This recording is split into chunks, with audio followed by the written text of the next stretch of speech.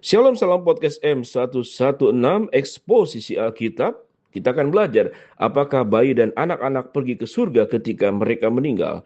Alkitab tidak secara eksplisit menjawab pertanyaan apakah anak-anak meninggal sebelum dilahirkan kembali akan masuk surga. Akan tetapi cukup banyak informasi tidak langsung yang dapat dikumpulkan dalam Alkitab untuk memberikan jawaban yang memuaskan yang berkaitan dengan bayi serta mereka yang memiliki cacat mental dan lainnya.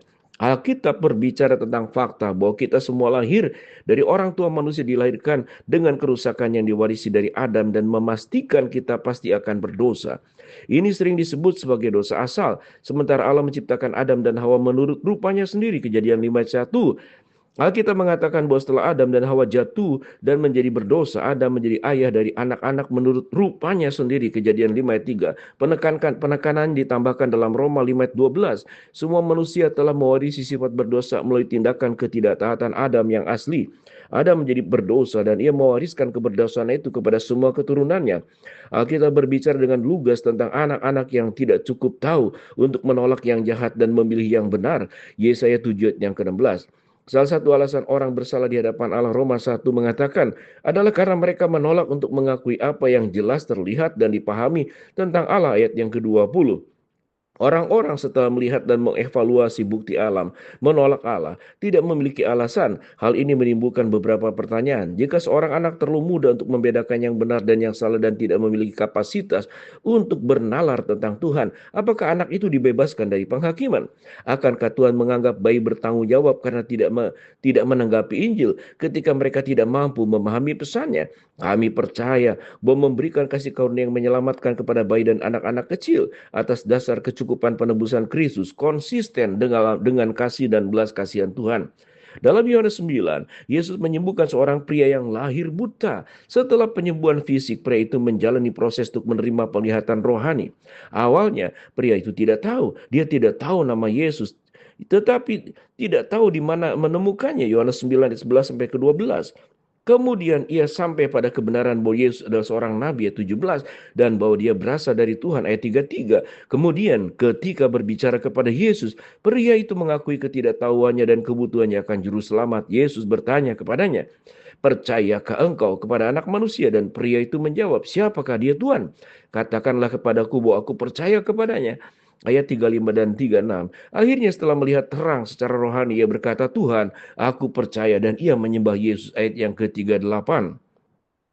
Setelah pernyataan iman dari orang yang lahir buta itu, Yesus bertemu dengan beberapa orang Farisi yang buta secara rohani. Yesus berkata, untuk menghakimi aku datang ke dunia ini, supaya orang-orang buta melihat dan orang yang dapat melihat menjadi buta. Beberapa orang Farisi yang bersama-sama dengan dia mendengar dia mengatakan hal itu dan berkata, apakah ini berarti bahwa kami juga buta? Yesus berkata, jika kamu buta, kamu tidak berdosa. Tetapi karena engkau berkata, kamu dapat melihat, maka dosamu tetap ada. Yohanes 9 ayat 39 sampai ke 41. Dengan kata lain, Yesus berkata, jika kamu benar-benar bodoh atau buta, kamu tidak akan bersalah. Karena kamu tidak bodoh, kamu dengan sengaja tidak percaya, maka kamu bersalah di hadapan Tuhan. Prinsip yang Yesus tetapkan dalam Yohanes 9 adalah bahwa Allah tidak menghukum orang-orang atas hal-hal yang tidak dapat mereka lakukan. Dosa diukur berdasarkan kapasitas dan kemampuan orang-orang dan berdasarkan kesempatan mereka untuk mengetahui kebenaran. Jika orang-orang tidak memiliki kemampuan untuk melakukan kehendak Allah, mereka tidak dapat disalahkan. Jika mereka memiliki semua kemampuan yang tepat dan tidak memiliki watak Allah, menganggap mereka bersalah. Menurut prinsip ini, bayi dan anak-anak kecil yang tidak menerima dan menolak Kristus tidak diminta pertanggungjawaban atas ketidakpercayaan mereka. Sebelum orang-orang cukup dewasa untuk membedakan benar dan salah, kadang-kadang disebut mencapai usia pertanggungjawaban. Tampaknya mereka tidak dimintai pertanggungjawaban oleh Allah.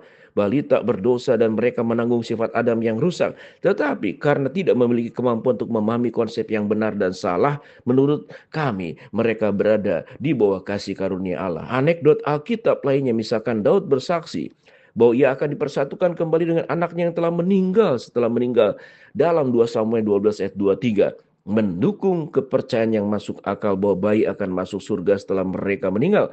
Hal yang sama berlaku juga bagi mereka yang memiliki cacat mental yang tidak dapat memahami benar dan salah. Itulah podcast eksposisi tentang bayi, anak-anak, orang yang cacat mental, apakah masuk surga. Shalom.